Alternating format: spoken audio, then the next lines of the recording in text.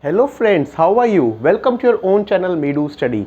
I am your friend Ashutosh from I am Indore, and friends, as you all know, Medu Study is your own channel initiative in which we discuss and study various management topics and subjects in a very simple manner. And we have 5 different modules in this in our Medu Study channel, which are your operations management, strategic management, human resource management, organizational behavior, and marketing. We are getting a very good feedback and response from all of you, my dear friends. And our today's video is from the strategic management module, SM module. It is video number 19, strategy formulation, in which we will study about portfolio analysis. It is the last video of 5th chapter. From next video we will be starting the next chapter. Let us start. Portfolio analysis, my dear friends, is a very important chapter, and apart from strategy, it is important from business perspective, marketing perspective, and various other modules. So please understand it well. First of all, what is portfolio analysis? Management views its product line and business unit as a series of investment from which in fact it expects a profitable return. What does this word portfolio means? Forget about business for some time. If you are into share market, or if you must have heard, if a person buys 5 different shares, that particular is his portfolio. What is lying in that? Why he buy different individual shares? So that each share will give him some profit, and overall he will have some profit. Similarly, when we come to business, in case of business, portfolio means different product lines that you are having. For example, Patanjali, it has oral care, it has foot care, it has milk products, it has vegetable products, it has herbal products. What are all different these? All different product lines are there. That is its product portfolio. Why it is bringing different product portfolio? To have various profitable returns. Now, to have this portfolio analysis, one of the very famous metrics is BCG growth share metrics. As the name suggests, it has been given by BCG, which is the Boston Consulting Group, and it plots two things, growth as well as share in a matrix. In this we are plotting growth rate, market growth rate, at what rate the market is growing, and here relative market share. When we say relative market share, compared to the other competitor. First of all, BCG Metrics helps to compare against one competitor only. So compared to that competitor, what is your market share? Now, two things, x-axis, y-axis, we can have 4 quadrants. Market share can be high, can be low, growth rate can be high, can be low, can be high. Now, when best situation is both are high, market is growing at high rate, your share is also high, those products are basically known as star products for you. Star, see, market is growing, your share is also high, eventually you will grow overall very high. So those things are known as star. Next, market is growing very low, but your share is high, those are cash cow, generating cash for you. So for example, a cow, what do you do of a cow which gives milk? You milk it and you use that milk. Similarly, from this cash cow, you generate cash and use that cash for your businesses. Now let's go to the second half, where market share is low. Two things can happen, market share is low, growth rate is also low, that are known as dog.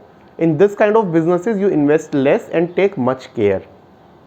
Second, market share is low but market growth rate is high, that is definitely question mark, na?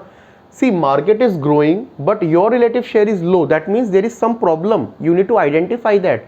You need to see, it is a business problem, it is a personal problem, it is an investment problem, or what kind of problem. So question marks needs to be analyzed. So let's recap it once. Both high, star. Market growth rate low but share high, cash cow. Market share low but growth rate high, growth rate also low, dog. And market growth rate high but share low, question mark. Let us see the definition and the concerned things of all these 4. Question mark, new products with the potential for success but need a lot of cash for development. That is why they are called as question mark. Okay, lying here, market is growing but share is low, so you need more cash for the development. Star, market leader that are typically or at nearing peak of their product life cycle and can generate enough cash to maintain high share for the market and usually contribute to company's profit. Both are high, they give you profit, and that profit you can use in overall business. So you should definitely focus on the star products. Next, cash cow, products that bring in far more money than is needed to maintain their market share. So relatively the market share was high and market growth rate was low, Those are known as cash cow, giving you cash. So you generate this cash and invest it in somewhere over here. Okay. And last, dog, product with low market share and do not have potential to bring in much cash. So you are just continuing it for the namesake, for the portfolio thing. These are the dogs, not bringing you cash, and you need to take care of them. Now some of the limitations of this BCG matrix. First of all, use of high low to form categories is too simplistic. So see, it is very simple to say market growth is high, this is low, but actually it is not so. Similarly, market share also, not only high or low, there can be medium situation also. There are 5 players. It is not very easy to say market share high or low. It is always relative. Link between market share and profitability is questionable. So it is not necessary that if you have high market share, it is always profitable. But BCG Matrix is considering it. It is a questionable thing. Growth rate is only one aspect of industry attractiveness. So the way the industry is growing, it is totally taking growth rate and market share into that. But it is only one aspect. There are multiple other aspects also which you need to take care of. Product line or business unit are considered only in relation to one competitor. BCG Matrix is taking care of only one competitor, but in actual scenario, actual businesses, there can be n number of competitions. Market share is only one aspect of overall competitive position. It is not that it is the only aspect, there are other aspects as well. Now, some of the advantages of portfolio analysis: encourages top management to evaluate each of the corporation businesses individually and to set objectives and allocate resources for each. So if you have 7 different product lines, product portfolio, you can analyze each of them, you can see where to invest the resources and where not to. Stimulates the use of externally oriented data to supplement management's judgment. So it is providing some external data, the data that can tell whether the management, whatever it was thinking, it is right, it is wrong, it can evaluate that. Raises the issue of cash flow availability to use in expansion and growth. So it is raising the issue of cash flow availability, whether the cash flow is correct, it is not, that particular thing it is helping.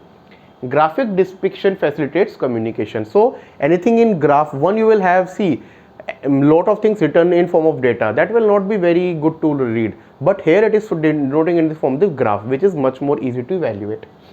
Limitations of portfolio analysis: defining product market segment is difficult. It is not very easy to tell which is the product in which segment and all.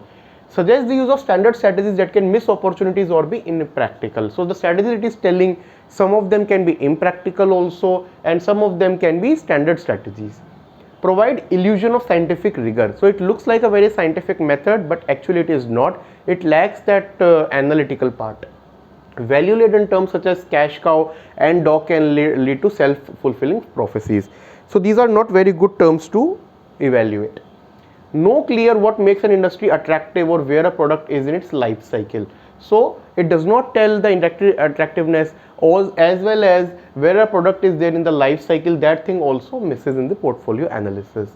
Naively following prescriptions of model may reduce corporate profits if used inappropriately. So just by looking at it, it is very difficult sometimes, and it can lead to misleading as well.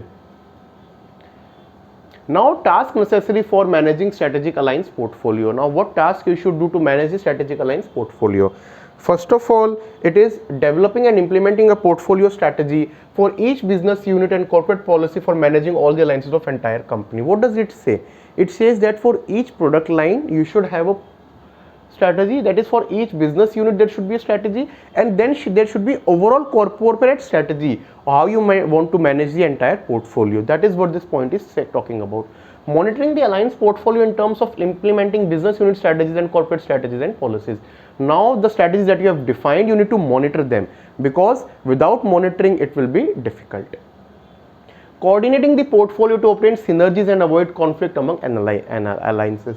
So you need to coordinate among the portfolio to get the synergies. What do you mean by synergy? So when we say synergy, it means that with A, if the return was this, with B, if return was something else, when you combine both, the return should be more. For example, A was giving you 10 units, B was giving you 5 units. 10 plus 5 is 15. So when you combine A plus B, it should be more than 15. In case it is giving less than 15, then there is no point of combining. Now you should have run A separately, B separately. That is this law of synergy. And conflict also. It should not happen that they start fighting amongst each other. Establishing an alliance management system to support other task of multi-alliance management. So you should have a proper alliance management system and see how this star can be supported by each other. Friends, this is all from today's video and this particular chapter as well. In the next video, we will start the next chapter, which is strategy formulation, functional strategy, which will be the 6th chapter of our strategic module. If you have any confusion in today's video, my dear friends, you can write on our mail ID, which is medu.study@gmail.com, or you can tell in the comment section, we will respond to it. If you are liking our content, please like our video, share and subscribe to channel Medu Study. Thank you. Take care.